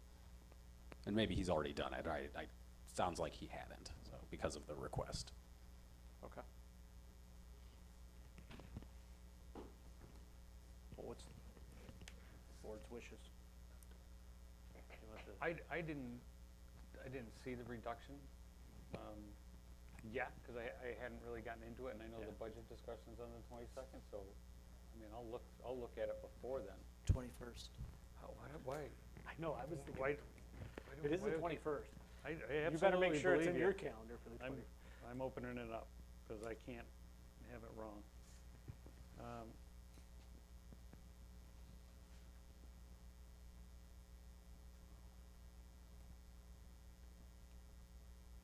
2:00, 21st.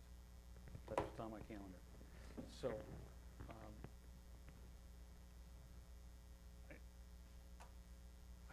it doesn't bother me that they're there, but I just don't know that, I don't have Mike's rationale yet either about why it's reduced. And I think it's fair that we get that and make sure that it's right. And I guess to dovetail off that, what materials, we need material, I know you sent an email asking for the worksheets and stuff, but we need that information prior to that meeting of what was requested. Yeah, and I did have Mike did call me about that, so just be transparent, he was gonna send some stuff Okay. out. And the information that I disseminated from the past documents was not anything that I was expecting to get duplicated exactly all of that.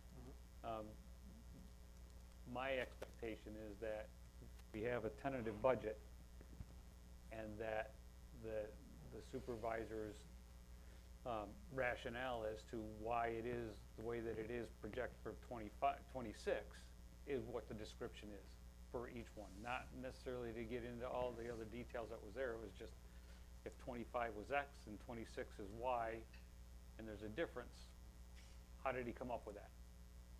And he was gonna put that together, and then combine that with the department head's paperwork and presentation to him as to what they were asking for, because it is not whatever the departments had asked for or presented for their budget is what's in the tentative.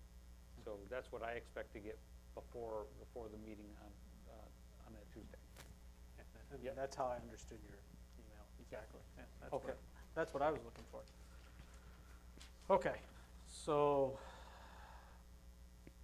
I already got the bookkeeper job, health insurance. We want Alex back on the agenda. Is he, I guess we gotta find out if he can be here. And that is for the chain email and the change order. Yes, it is.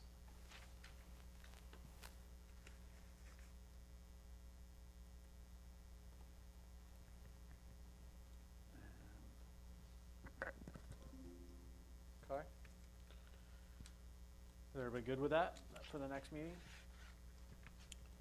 You want Greg's items back on it for the open DPW positions and the rate increase? Or were you wanting to wait for the budget hearing for that? I would like to wait. I'd like to go through the budget first. For what? The rate increases for water and sewer. Yes, we need to have that at the same time. Yeah, not before. So we can hold off on that one. But we would also need to get the full impact of Camden Group running the sewer facility. You guys said you were fairly close with that? I don't know if Greg's gone back to Camden asking for pricing for 2026 on that. And But I think there's a scope change now too, right? possibly. But are you thinking just like, okay, if we choose next year sometime to go with Camden or some other provider, might that look like? Do you need to budget more? Do you need to budget less? Yes. Yeah. So I think that would have to be next meeting. I'm thinking if we could get it for next meeting, that would be good. Some type of number. Yeah. I don't know how realistic that's gonna be. It's probably not. But even if that were pulled together and sent out for review, that discussion could happen during Greg's scheduled discussion on the 21st. I'm concerned that that's a huge discussion.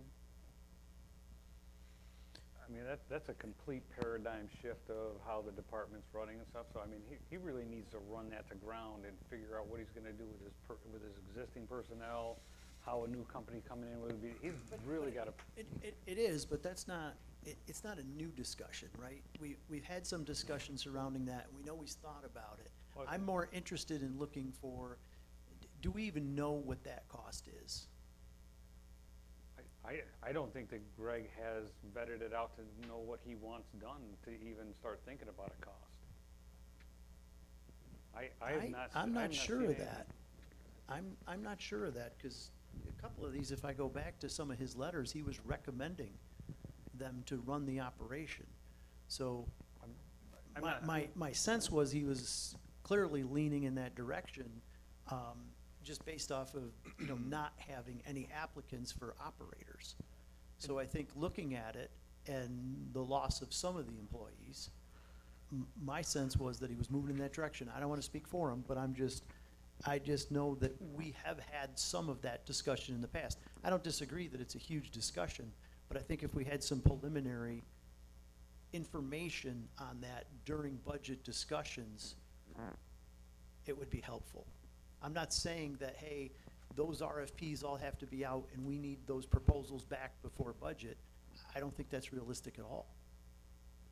No, I don't see how he does his 2026 budget for anything other than how he's running his department right now. But there must be an anticipated number of what that increase would be, because how, what do we do? We'd go through, approve the budget today, he has a significant problem, and then in December, we're adjusting the budget? No, he has to determine his budget for 2026 now, regardless of who's Nate, running it. I would ask him if he knows what that is, because I think we need to know that number, at least in the ballpark. Because other than that, my sense is he's gonna run into a problem, he's gonna be short. But I'll let him determine that. Yeah, I'll let him determine I don't that. wanna be, I'm not trying to assume the double play. Do we want to have that on the agenda for a discussion if he has numbers, and if he doesn't, then? We've already had the conversation with him to bring it back to us I when know he we has it prepared. I don't know where he is with that. We have already had the conversation. Okay. Yeah, he's in process with that. He was running to ground some additional things, getting a 12-month pricing. I was challenging him on some of the assumptions that he was making as to like what he needs, why he needs them, and one of the things I was like, Greg, if it's a fully staffed department, how much money does this cost? Yeah, I just don't wanna, I don't wanna put something on his plate for 2 weeks out that he's not ready for, and think that we've gotta have this big discussion on the 15th, when he knows the board direction to him was, when you've got it ready, we'll look at it.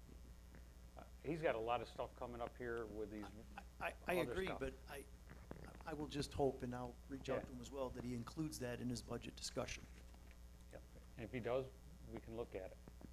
The two, we don't have anything on the 15th or when the RFPs for professional services. I know we're doing the addendum, but we're supposed to have these back before the 15th, right? I'd have to double check that date.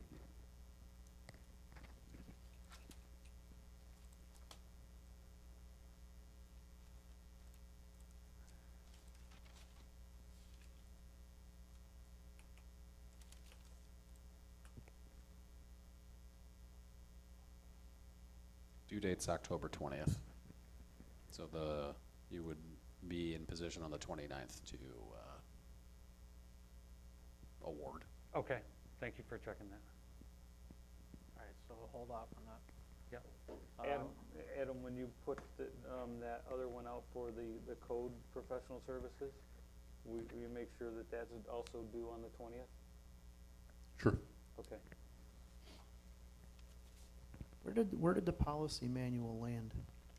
The policy manual landed by, Jody's gonna take that over and put that together. So I'm just feeding her the stuff that we've got. Okay.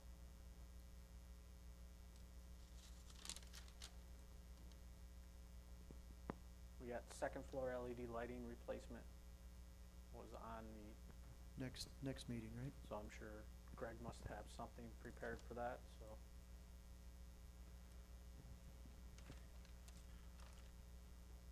Did the board want anything concerning the bookkeeper on the next agenda? Placeholder, if anything? A placeholder would be great, just for an update on Okay. the open position, yeah.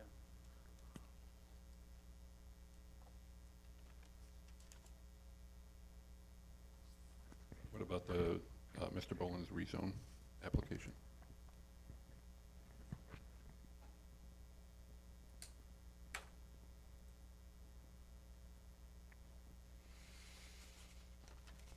What would be our, I don't, what would be the step? What's the steps, man? Yep, well, Alex, I believe, has indicated it's complete. You folks have a moratorium public hearing coming up on the 27th. so we put it on the agenda for the 29th. If you adopt the moratorium, then it would have moved forward. If you don't adopt the moratorium, then you'd consider it on the 29th, if that's the solution. Just wanna keep it moving forward. Do we consider it before it goes to planning? Like, do we have to consider it and then send it to planning, or does it go No, to planning? it's ours. It's ours, okay. So we're looking for a 1029 on that? That's my suggestion.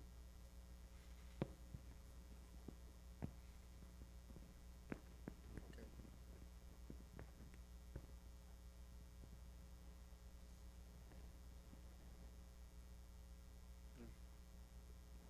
It's not gonna go anywhere between now and then, because it can't go to planning until November anyways.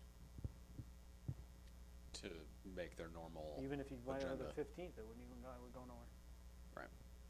So the next step after us would be planning? Yeah, I believe your town code requires it to be referred to the planning board for a recommendation. So after you folks accept it as complete, it goes to planning for the recommendation, then comes back to you for public hearing, and I'm going off memory instead of looking at it, so I might have the public hearing piece. There should be, no, there's definitely a public hearing, the local law. Yeah, I'm not in favor of moving it to the 29th. If he's ready and Alex Yeah. has it ready for the 15th, why wouldn't we just have it to the 15th? It's gonna Well, go to planning board. It's yeah. still gonna go through that process anyway. What you would do is refer it to the planning board now. Their meeting's on the 13th. So theoretically, the planning board will have their referral to you in time for the 15th. Not if we don't And even then if look it- at it until the 15th, we can't send it. I was gonna say, if their No, meeting's, right, That was Excuse my me, concern yes, was That- Yeah, correct. it's 2 days. we have to accept it, because this is where there was issues, but we have Yes. to accept it before we can Send it, send it. right. And even if you do accept on the 15th, your next planning board is not gonna be Right. So between the 15th and 29th, it doesn't matter. It may matter to him if Oh. he's ready for the 15th. That's why I'm saying, why not just accept Because it there's a on the lot on the 15th? plate for the 15th is the only thing I was looking at. I mean, Yeah, I was and- trying to, I don't see and it doesn't- what do we have for the 29th right now? It doesn't get to the planning board any sooner, Right, it doesn't, or later, I'm sorry. That's what I'm saying, it doesn't go it doesn't anywhere. delay any of the planning board? Nope.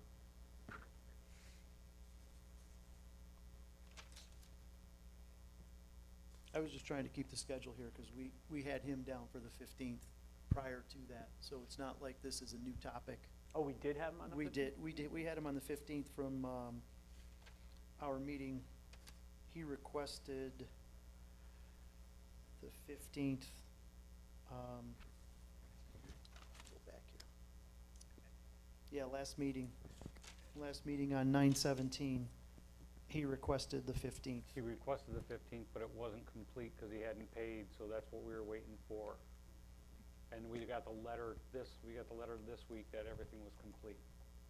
But what day was he complete? You're right, we got the letter from Alex, but I think he. 9/22, 9/22, yep. Which was after that. right, but we did have him, yeah, after the 17th, right, but we did have him for the 15th, according to my notes.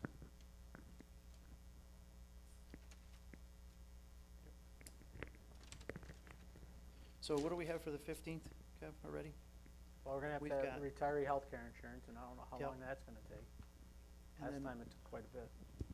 And then we've got lighting replacement, and we've got a couple other The reports coming in. wastewater treatment Wastewater plant treatment. change order, Alex needs to discuss for that, We've got the sewer water rates. the water rates. We got Greg's and Alex's report. Right, we have those two, but I thought the water and sewer rates were gonna be part of a budget discussion. No, the rate increases are what Greg is presenting for us, because that's later on for his budget. But he's gotta put together all the information for us for the rate increases. Anyway, that's what I had on for him to present, because he wasn't gonna be here. So what was on for tonight, we need to do again on the 15th when he's here, Yes. because we couldn't ask him any questions tonight. And then the water treatment plant updates and the claim updates. Do we need Chris available for that? Fisher? Yes, probably. At least on a call. For which one? For the wastewater treatment plant update? Okay. I just didn't see anything, if he could send us an update, and then we can review it, and then get him on a call if we got questions. Okay.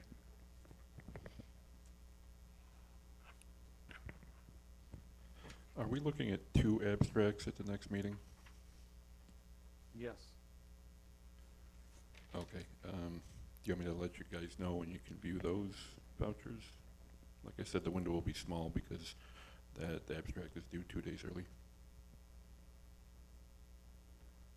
When will it be ready? I just found that out yesterday. They're due early, and the schedule will be the same for turning in vouchers, I assume, so Monday at the earliest. And it leaves me a small window to build the abstract.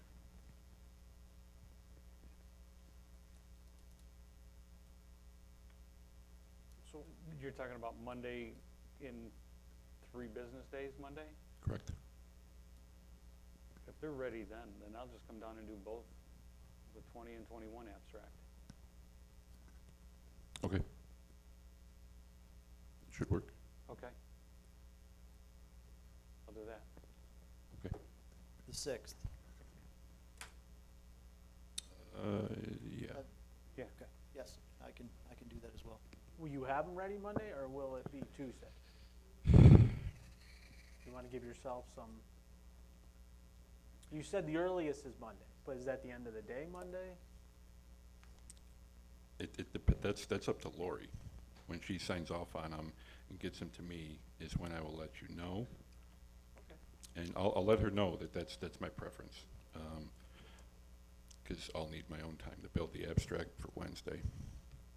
So we'll shoot for Monday. Okay. Just let us know. Okay. I've got availability on the 6th or the 7th. So Yes. you let us know. I'm gonna plan on the 6th in the afternoon.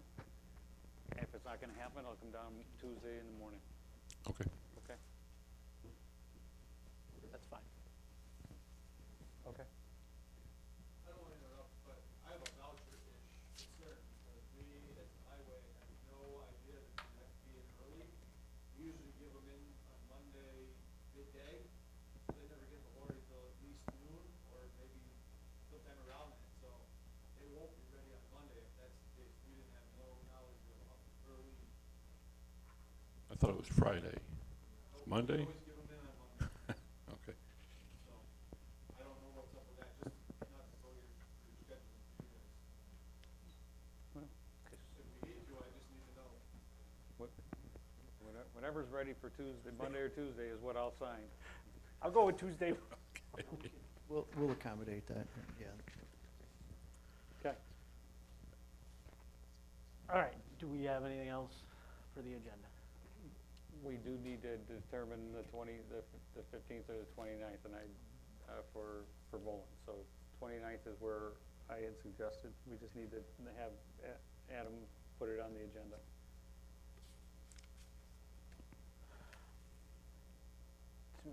I have no problem with the 29th, because even if we do it on the 15th, it's not gonna go anywhere between the 15th and the 29th. If we do it on the 29th, it's gonna go to the, if we accept it, it'll go on to the planning board. You can't move it to the planning board between that time frame.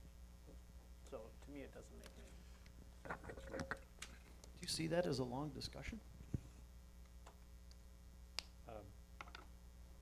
No, I see that as a process issue with, I know we're loaded up on the 15th, and there's no harm and no foul to putting it out to the 29th.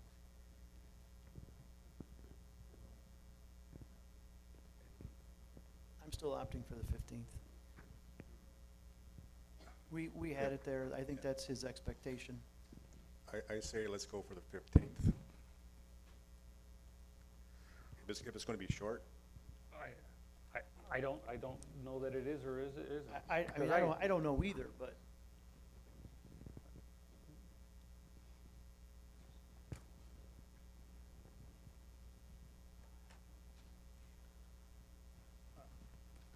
Put it on there. I don't wanna overload the 15th, and there's a lot there. previous to you saying anything right here, Gene, I thought we had decided on the 29th. Yeah. Then you just brought up the 15th again. No, no, we brought up 15th because it was all discussion. I don't care because it's not gonna get to the planning board either way. But this is a discussion that we don't need to have because it's not gonna make any difference in the long run. So if we're loaded up on the 15th, I just said the 15th a little while ago, but the way it sounds, we're kind of talking ourselves out of that, so I'm okay with the next meeting. Okay, Okay, 29th, thank you. 29th.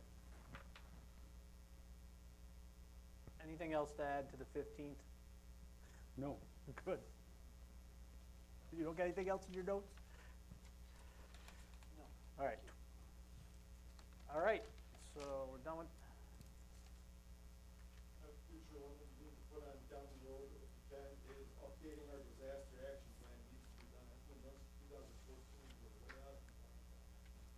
okay, will you submit it to the supervisor's office so he can add it to a future agenda? Okay, thank you. Okay, we're gonna move on to, Darren, is that an electronic format? And I Would- believe, Mike, it should be in the supervisor's office for 2014, so there should be a hard copy, and If there's an electronic copy that can get disseminated to the board, that'll help us determine how long of a conversation and when it's gotta get done. So I'd appreciate that. yeah, we'll work on it. Thank you. Okay. We'll move on to our last open forum. Guests shall speak in an orderly fashion or limited remarks 5 timed minutes or less. The speaker shall deliver their comments or concerns in a civil tone without the use of profanity, personal attacks, or other disruptive behavior, which may result in the offender's removal from the meeting. The speaker shall not be interrupted in a matter less than a matter of urgency. Would anybody like to speak tonight? Please come up to the mic.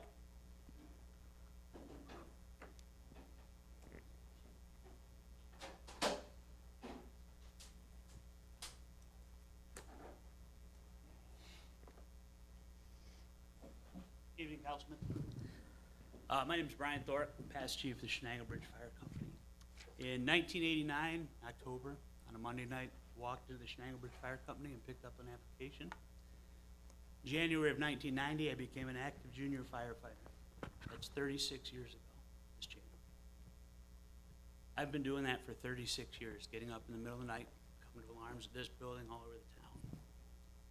Financial situations, you know it, are worse and worse. Every year we request a budget, it's shorted on what we request. We're at the point where fire trucks are getting ridiculously expensive. Snow plows are ridiculously expensive. I've known Darren Crack for years. Kevin Warren joined the fire company 5 months after I did.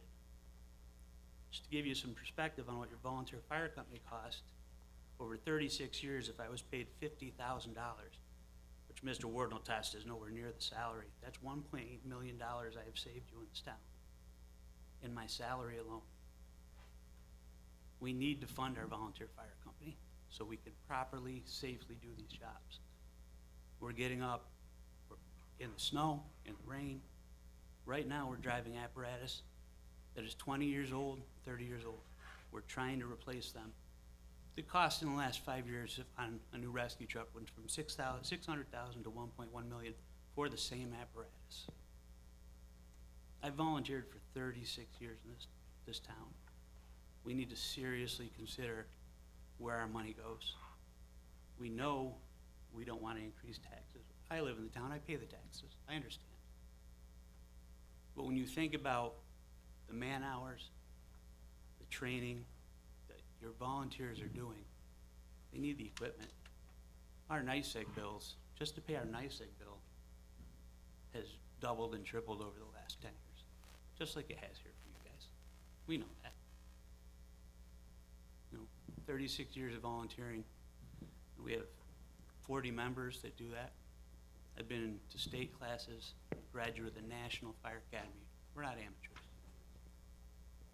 We're asking to properly be funded. That's all we're asking, so that we continue to provide the excellent service that we do for this town.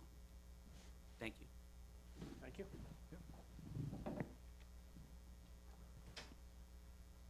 Anybody else like to speak?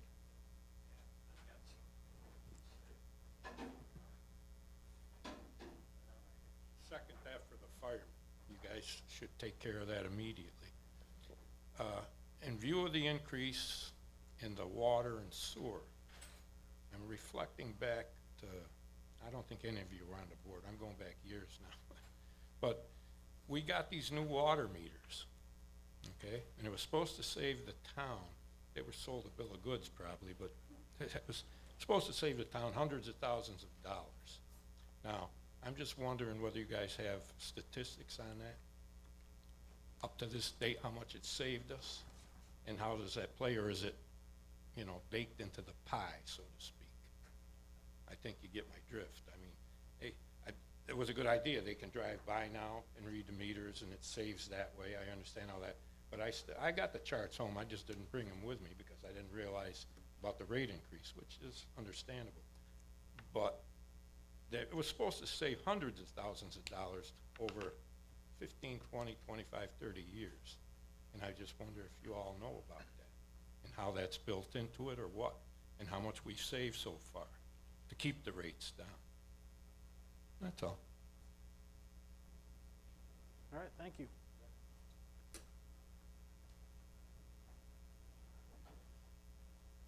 Anyone else? Come on up.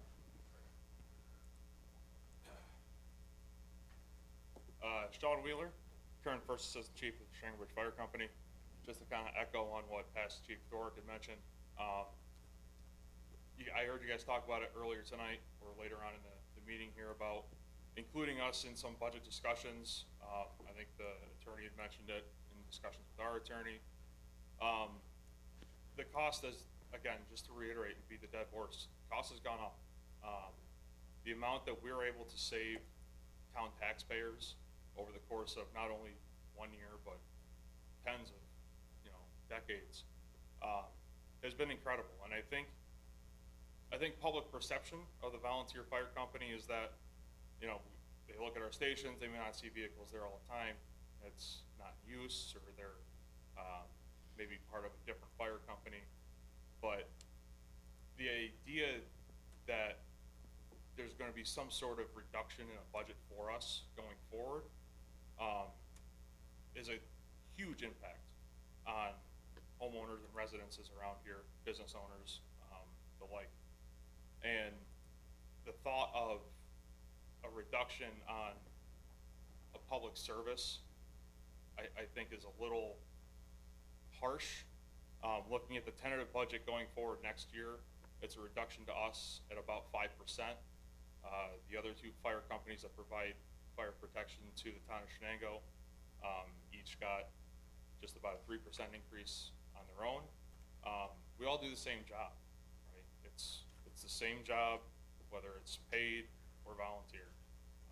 But the fact of the matter is, nothing's gotten cheaper. We're constantly saving money for you guys. And I think there needs to be a much greater discussion in the future regarding that. Because public service obviously is something you can't really put a price on, in my opinion. I've been volunteering with the company now for 18 and a half years. I started when I was 17 as a junior in high school at the Forks. Lived here my whole life, grew up here. Played football with Mr. Johnson's son. This community is everything to me. Moved away a couple times, but in the end came back. This place is home. I've done everything I can in the last almost 20 years to protect it. And going forward, without even a moderate increase, of anything really, would play a huge part in us being able to continue to provide that protection for not only my family, but your own. And any reduction would just play a huge detriment to that. And so I just ask that you consider us in your budget discussions going forward. Maybe give us a seat at the table here, so that we can provide further insight into what we do, why we are asking for what we're asking for, and some justification behind it. So just ask that you consider that. Thank you.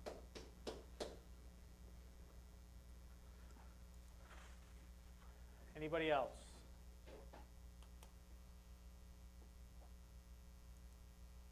Request an executive session if I could for personnel matter within the highway continuing process. Okay. That's it for public speaking? Okay. Anybody want to make a motion?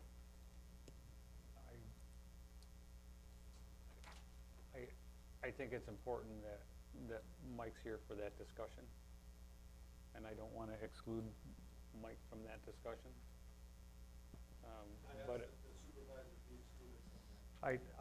I understand that was the request, but I have no intention of having an executive session without Mike in that's, I don't think that's reasonable, without knowing what the context is. So, Well, how would we know? How would we know what the context is? I know, that it's not, I'm not comfortable with that, so if we're gonna have one that I'm gonna participate in, he's gotta be here.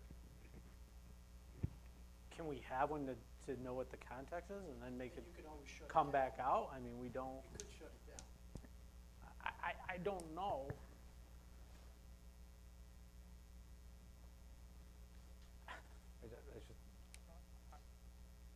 That's just how I feel about it.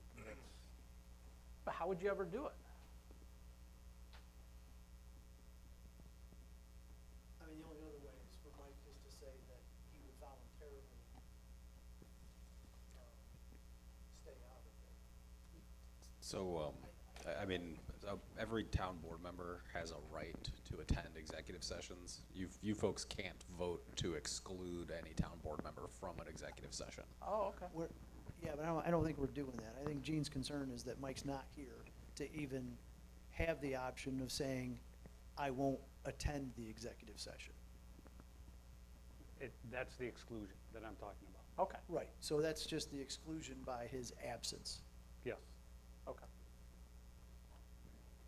Understand that? I want to, I think that's reasonable. Do you understand where, I understand, yeah. I do and I don't, Well, because we've done it before where other board members weren't here. I understand that, but the supervisor's not here. And that your request was to have him not attend. I assumed it was because that's why we were at that. I thought he was saying that he's not here, so. That's fine, we're good, I'm good. Yeah, so just I, need to conclude some stuff. you know, and I understand that. We're all, yeah, we can all make the assumptions of what the context is, but without Mike here, without the supervisor here, I have to agree with Gene that that's exclusion by your request to exclude him. And that's not, you know, he has the right to attend. If he decides to say, hey, I'm, you know, at Darren's request, I'm happy to sit out, but he's got to make that determination. We can't make that for him.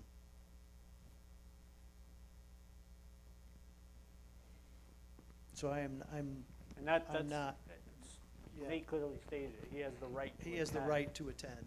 So I'm not We gonna be the can't. one that, So if I do it differently and say, you don't care to, not to, he can leave it. Yeah, the leaves are already off the tree though, Darren. So I will clarify, right, if a board member misses a meeting, of course, and you have an executive session, you can always have the executive session. I'm not comfortable with it right now at this juncture. And I did not read that into what you said. So, no, that's not what I read into it Yeah, I either. didn't either. That's why I Just was making going. sure. understood, and your point is valid, and I'm glad that you made it, but I did not take it that way. It's gone on for 2.5 months already, another 2 weeks. Well, I would love to do it tonight because we have the time tonight. And you won't in 2 weeks, I know, it's gonna be another, it's fine. I'm good, it'll never get concluded. It will. Did, I'm good. Darren, it will. I'm not trying to avoid the conversation. I know, we talked about it, So- I'll do it right in public if you want. I don't Well, that, Can I get a decision on what was made on the investigation in my department?